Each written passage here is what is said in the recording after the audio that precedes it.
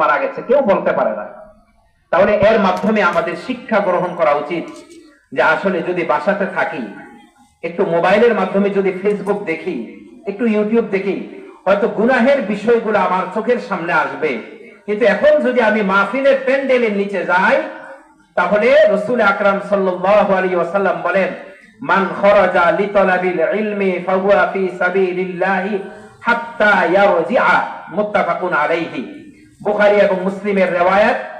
রাসূল আকরাম সাল্লাল্লাহু আলাইহি ওয়াসাল্লাম ইরশাদ করেন, যে ব্যক্তি কোন একটা দ্বীনি ইলম তলব করার জন্য যখন বাসা থেকে, বাড়ি থেকে বের হয়ে কোন জায়গায় সে গেল, কোন আলেমের সম্মুখীন হইল, কোন মাদ্রাসায় গেল, দ্বীনের কোন রাস্তায় শিক্ষা করার জন্য গেল, কোন মাহফিলে সে একটা দ্বীনি বিষয় শিখার জন্য আসলো, মাসআলা মাসাইল জানার জন্য আসলো, কোরআন হাদিসের একটা কথা শোনার জন্য আসলো, আল্লাহ রাসূল বলেন সে বাড়িতে যাওয়ার আগ পর্যন্ত ওই সময়টা যেন সে আল্লাহর রাস্তার ভিতরে রয়ে গেল। সুবহানাল্লাহ।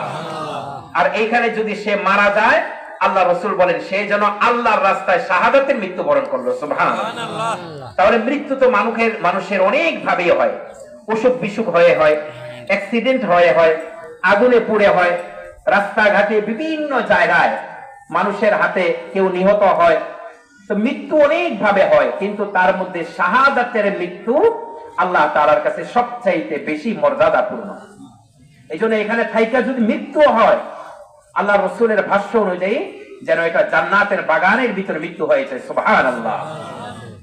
এই জন্য রাসূল আকরাম সাল্লাল্লাহু আলাইহি ওয়াসাল্লাম ইরশাদ করেন, সাহাবায়ে কেরামদেরকে একবার নিয়ে তিনি যখন এরকম সমবেত হয়ে সাহাবায়ে কেরামদের মাঝে ওয়াজ করতেছেন যে, সাহাবীরা তোমরা একটা কথা শোনো। কি কথা? ইযা মারারতুম বিরিয়াদিল জান্নাতি ফারতাউ। কিলা ইয়া রাসূলুল্লাহ ওয়া মা রিয়াদুল জান্নাহ? ক্বালা হিলাকুয যিকরি ওয়া ফি রিওয়ায়াতিন আল মাসাজিদ।